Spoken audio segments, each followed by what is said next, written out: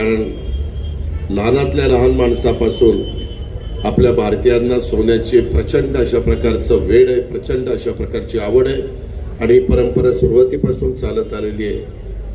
परंतु एकंदरीतच लोकांचे राहणीमान बदलत आहे, परचेसिंग पॉवर वाढतीये आणि त्यावेळेस साहजिकच प्रत्येक जण सोन्याचे दुकानामध्ये जाऊन चांगल्या पद्धतीचं सोनं घेण्याचा प्रयत्न करतात. उद्याच्याला कुठला प्रसंग आला तर सोनं त्या बाबतीमध्ये आपल्याला मॉर्गेज पण ठेवता येतं बँकेमध्ये आणि 2 पैसे पण त्यामध्ये नड भागवता येते.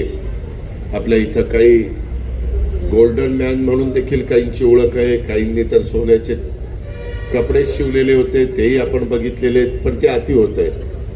आणि माझ्या पुरुष मंडळींना सांगायचंय, तरुणांना सांगायचंय की सोनं आपल्या मातेच्या, आपल्या पत्नीच्या, आपल्या बहिणीच्या, लाडक्या मुलीच्या अंगावर शोभून दिसतं. पुरुषांच्या अंगावर सोनं शोभून दिसत नाही. त्याच्यामुळे त्या भानगडीत काही पडू नका. उगीच आपण त्या बैलाला एखादी साखळी घालतो तशा प्रकारच्या साखळ्या सोन्याच्या घालतात आणि येतात समोर. काही खरं तर ते त्यांच्या पैशाने येतात, मला त्याच्याबद्दल काही बोलण्याचा अधिकार नाही. पण त्यांनी तेवढं सोनं त्यांच्या घरातल्या ते स्त्रीधन आपण म्हणून आपण